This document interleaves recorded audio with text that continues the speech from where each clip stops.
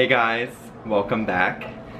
I filmed a whole video about SPF and decided to completely delete it. I rambled. And then I got other great questions about sun protection. So I want to make sure in one video that we can sort of get to everything. So I'm going to start right away so I'm not rambling. So the first question that came in was, is SPF okay to be in a moisturizing formula? Essentially, does SPF need to be by itself, or can it be in a one and done product? To me, and my feelings about SPF in general are whatever you feel comfortable wearing or whatever you like wearing, wear it. To me, the end of the day, just having sunscreen and sun protection on your face is way more important than figuring out if it should be one with a moisturizer built in or not. There's a big debate on people saying that if a moisturizer is built in, you have a great SPF or an okay moisturizer, or a great moisturizer and an okay SPF. I, every day, wear a SPF with a moisturizer built in. I love it. It works. Yay. Super easy. It's done. Again, use what you like. Then, I got some great questions, which... Hold, please. Okay, this person asks, first they say navigating all the options are really confusing. Tell me about it. Are nanoparticles really bad? I'm not a fan at all of nanoparticles. I think regardless, we don't need them. So whether the research comes back that like, oh, it's okay, it's zinc, it can get into the bloodstream, the body knows what to do with it. You don't know what else is getting in there with it. And I just think micronized zinc works fine. It might be white on the skin for 15 seconds and it goes away. So to me, just avoid nanoparticles when necessary. Get micronized zinc if possible.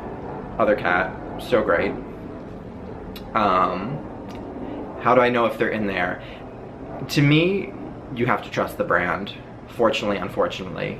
But sort of a telltale sign is if you have a zinc moisturizer that says nothing about micronized or nano-sized particles, and it goes on and it's not that whitening, and there's no chemical sunscreens in there with it, I would be leery that something might be up with it.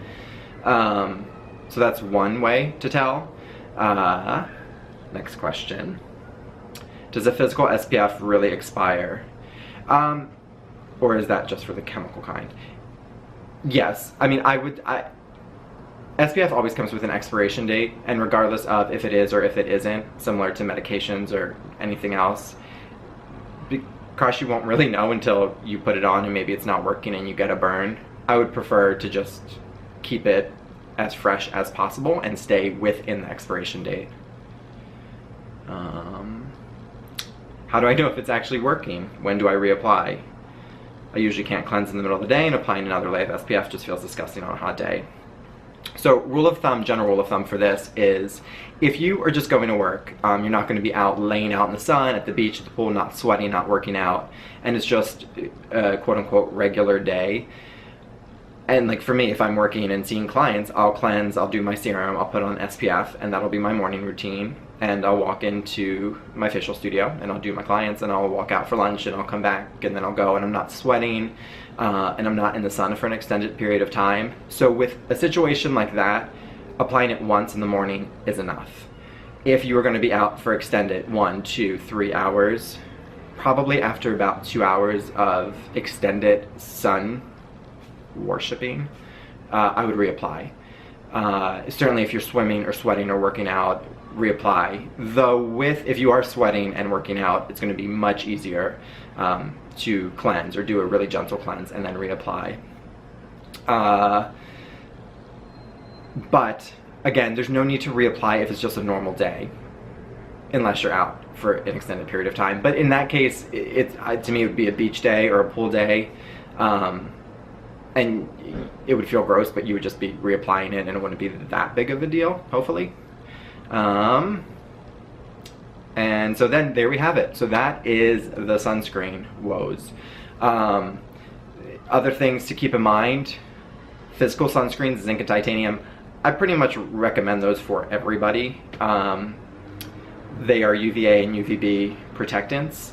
Yes, they can be whitening. Yes, they can be thick. like I said, there's great formulas now that are either micronized or formulas that have a slight tint to them, or self-adjustable tint, which is great, because then even if it gives that like full creamy coverage appearance, it's not white, it's adjusting to your skin tone. So that's wonderful for men and women. I should say for women and men. Be excited for men. So that is a wonderful thing. I'm not drunk. I'm not. Chemical sunscreens are, I've seen a lot of people react to them in my practice. They have a place, they work. Yes, they've gotten a lot of bad press recently.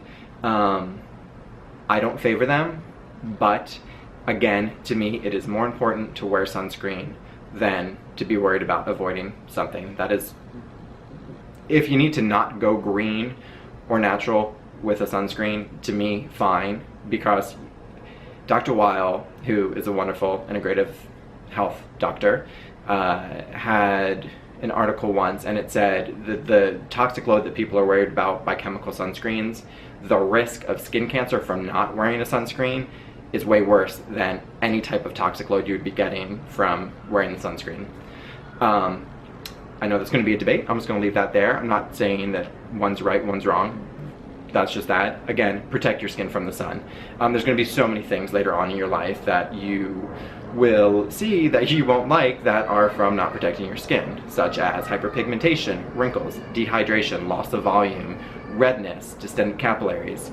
I deal with those things all the time now, and it's much easier to prevent those things than to correct them.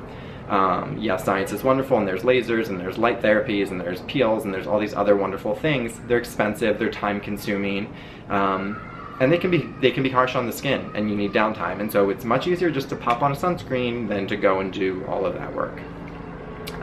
So that's my 2 cents on that. But again, moisturizer with a sunscreen by itself, whatever it is, they're all over the place today. Whatever it is that you prefer to use it. That's all I gotta say about that. And then otherwise, enjoy your summer.